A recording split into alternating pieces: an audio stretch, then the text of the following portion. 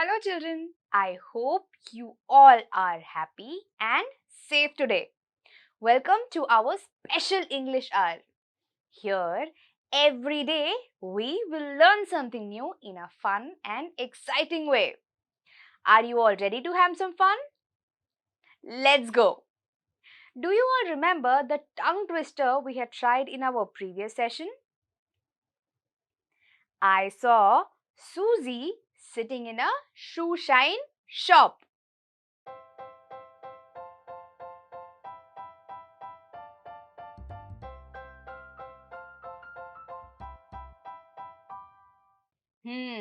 Now let us try to say this a little faster. And I want all of you to try this with me. Let's go. I saw Susie sitting in a shoe shine shop. I saw Susie sitting in a shoe shine shop. I think it's still a little easy. Let's speed it up a little bit more. Let's go. I saw Susie sitting in a shoe shine shop. I saw Susie sitting in a shoe shine shop. I saw Susie sitting in a shoe shine shop. I saw Susie sitting in a shoe. It's okay. It's okay. I think with a little more practice, we will all be able to say this right. I hope you all had fun saying that tongue twister with me. Now, we all know that words are very important for a language. So, let us learn some new words. I want all of you to listen to these words very carefully. Our first word is erudition. Erudition. Erudition. Our second word is eagerly. Eagerly. Eagerly. Our third word is merchant. Merchant. Merchant. Our fourth word is sagacious. Sagacious. Sagacious. Our fifth and the last word is perseverance. Perseverance. Perseverance. Now, I will read these words for you once again. But this time, I want all of you to write these words down in your notebooks and try to say them out loud with me. Are you all ready? Let's go. Our first word is erudition.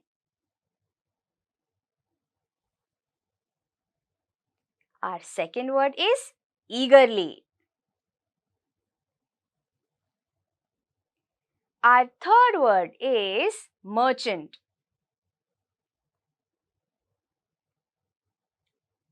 Our fourth word is sagacious.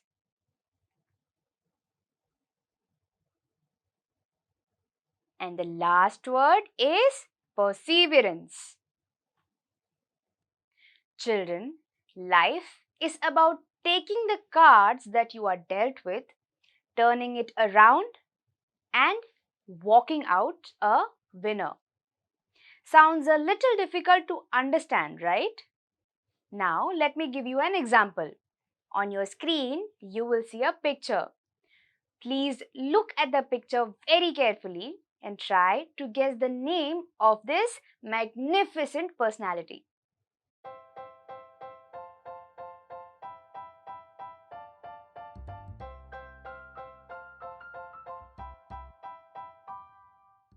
Do you all know who he is?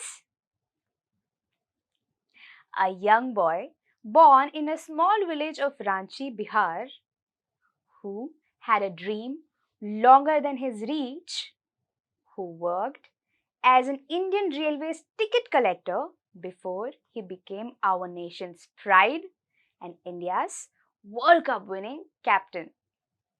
Yes, it is none other than Mahendra Singh Dhoni, also lovingly called as MSD, MS Dhoni or Mahi.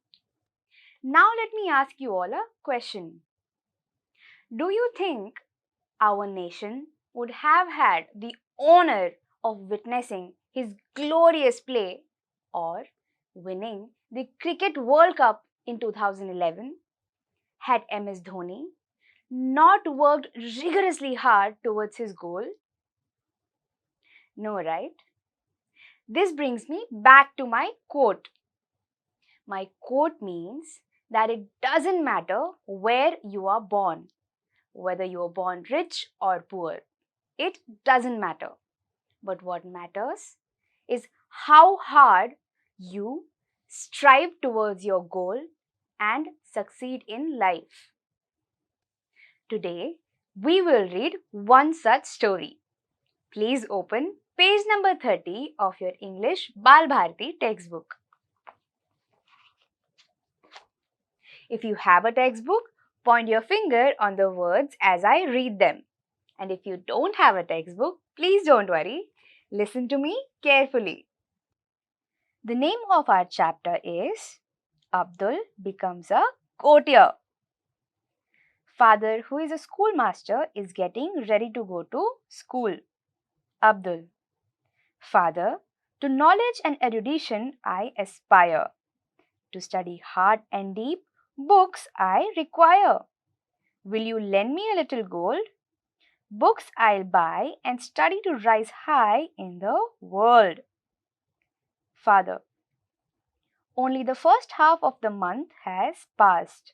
But alas, the money doesn't last. Great books and manuscripts are so expensive. They are treasures, rare and exclusive. But from my school, I will try to borrow books that will take you to a brighter tomorrow. Abdul, that will be great. How eagerly I wait. In the evening, when father returns. Abdul, how many books could you get?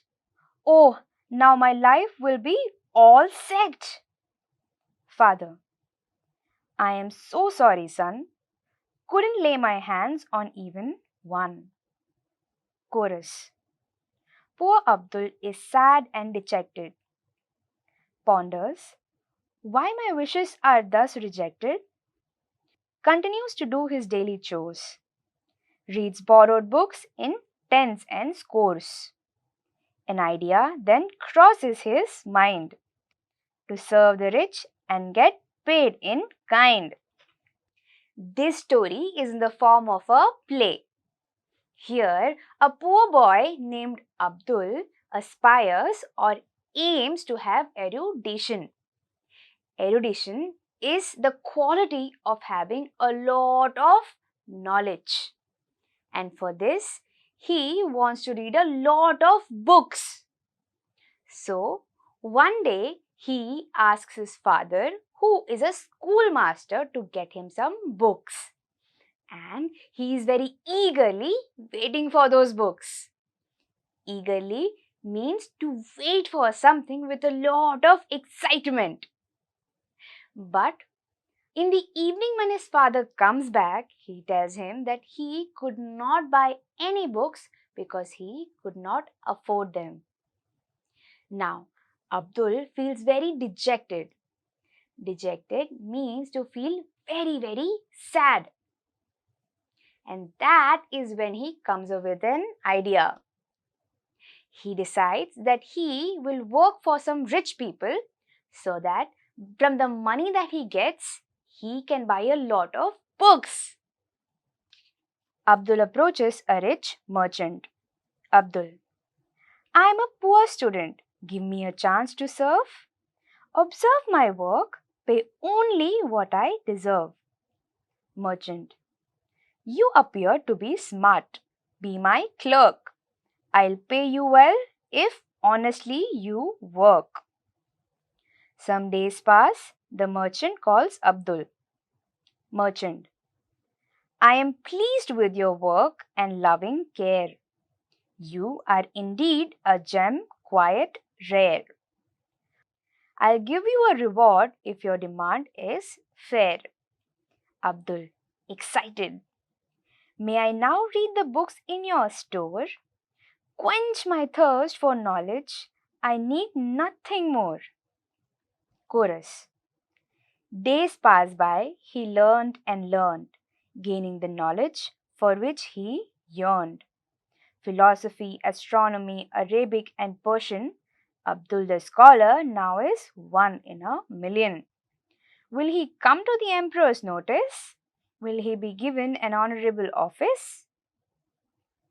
Friend. News for you, Abdul. The emperor has answered your prayer. The royal Murgi Khana is now under your care. Abdul. What? The Murgi Khana for me? A scholar? Intellectual, sagacious, astute, made a poultry keeper?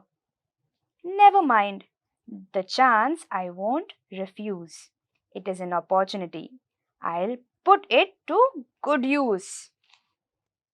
Now, Abdul goes to a merchant and requests him to give him some work. Merchant is a person who deals with supplying goods. And Abdul also tells the merchant that he can take time, look at the way Abdul is working, and then decide him what to pay. After working for a few days, the merchant realizes that Abdul is indeed a very smart and hardworking person. He also realizes that Abdul is a very special person. He goes up to Abdul and asks him what he wants in return of all the hard work. Can you guess what Abdul asked for?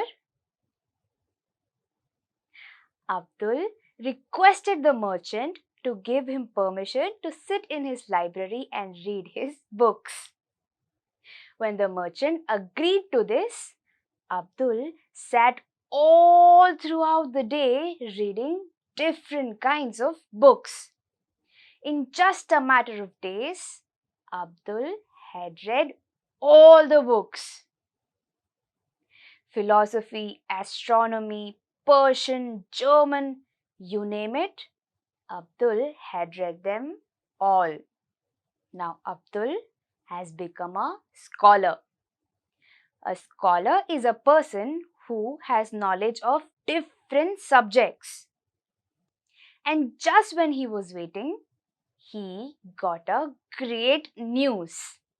The emperor of the kingdom had noticed Abdul, and he had made Abdul in charge of the Murgi Khana. Murgi Khana is the place where they store all the hens.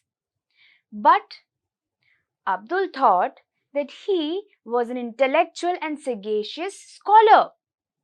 Sagacious is a person who is very wise and very good at making decisions. Why would such a scholar work as a poultryman? But then Abdul decides to take the opportunity that he had received and make the most out of the littlest of things. Chorus. Abdul worked with conviction, zeal, and passion. The hens were given a new kind of ration. The birds seemed to be in the pink of health, but nothing was spent from the emperor's wealth.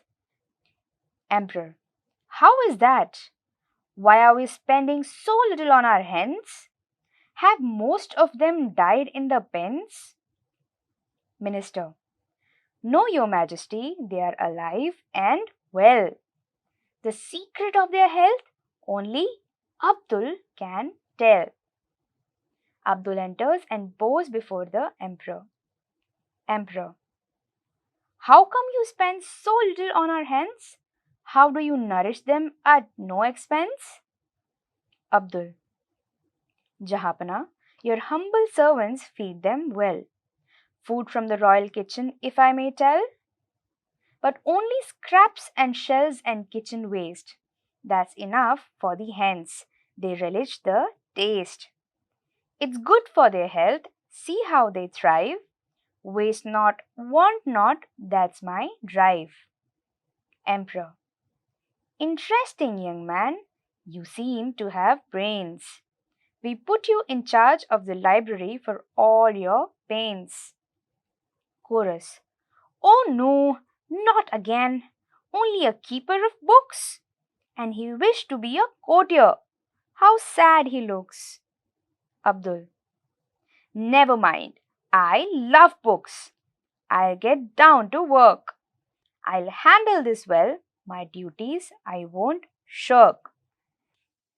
In just a few days, the hens were doing exceptionally well, and no money was being spent from the emperor's wealth.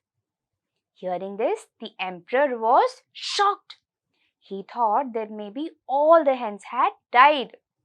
But that's when the minister tells him that Abdul has been taking care of the hens so well that they all are at their best health. Now the emperor wants to know how is this even possible. So he calls for Abdul. That's when Abdul tells him that all the leftover food from the kitchen that they were throwing out is now being fed to the hens. And that food is enough nutrition for their well-being. He tells them that he believes in not wasting any food. So now no food is being wasted and even the emperor's money is being saved.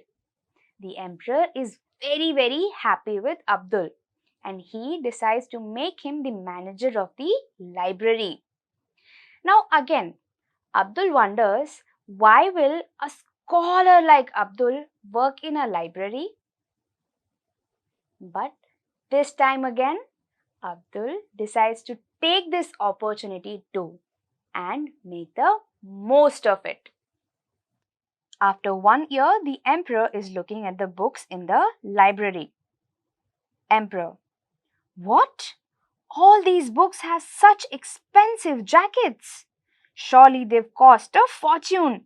Silks, brocades and velvets? Abdul. No, Your Majesty, the expenses were none. Emperor. I can't believe it. Then how was it done?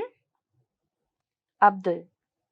Your Majesty, I observed that the formal requests were sent to you in bags made of the fabrics best. When the papers were read, the bags were discarded. Why waste the silk velvet brocade? I demanded.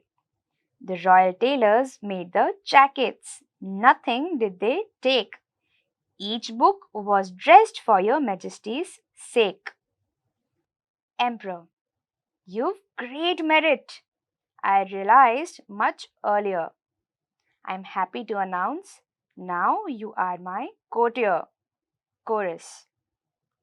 Wits, brains and perseverance helped Abdul achieve his aim. Patience, determination won him great name and fame. Now, after an entire year, the emperor visits the library. When he reaches the library, he sees that all the books have been covered in expensive cloth. Seeing this, he thinks that Abdul spent a lot of money in all of this. But when Abdul tells him that no money was used, he was shocked. And now the emperor wants to know how is this even possible. Children, Can you tell me how was this possible? Yes.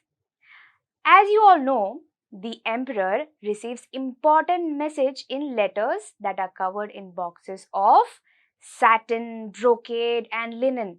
All of these are very expensive cloth. But once the message was read, all of this cloth was being discarded. And as we all know, Abdul does not like wasting things. So he asked the royal tailors to make book covers out of these cloth. Once the emperor hears this, he is very pleased with Abdul, and he decides to make Abdul a courtier in his kingdom. A courtier is a person who gives advice to the king and helps him make important decisions. So children, in this story we learned how wits, brain and perseverance helped Abdul reach his goal. Perseverance means the determination to work hard in spite of all the difficulties and hurdles that come our way. We learnt a wonderful story today. Now let us learn something new. We all know what common nouns are, right? A common noun is a noun that refers to a name, place, animal, thing or feelings, ideas, etc. Now, this common noun can be further divided into concrete nouns and abstract nouns. Concrete nouns are the nouns that we can touch or feel. For example, school, bags, boy, girl, etc. On the other hand, abstract nouns are ideas, feelings, and qualities and actions. Now, these are things that we cannot touch or feel. For example, time, kindness, progress, beauty, etc. Let me explain this to you in short once again. Concrete nouns we can touch or feel. Abstract nouns we cannot touch or feel. Now let us do a small activity. On your screen, you will see a lot of different nouns. You have to categorize them as concrete nouns or abstract nouns. All the best!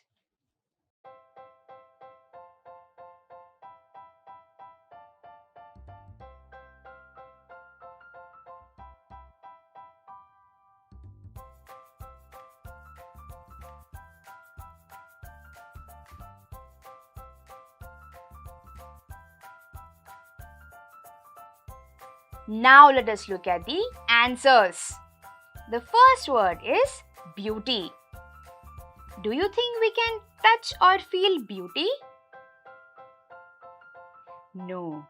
So the answer is beauty is an abstract noun. The second word is intelligence. Intelligence, just like beauty, cannot be touched or felt. So the answer is intelligence is an abstract noun. The third noun is school. Do you think we can touch or feel school? Yes, right? So school is a concrete noun. The next word is merchant. Yes, merchant like school is also a concrete noun.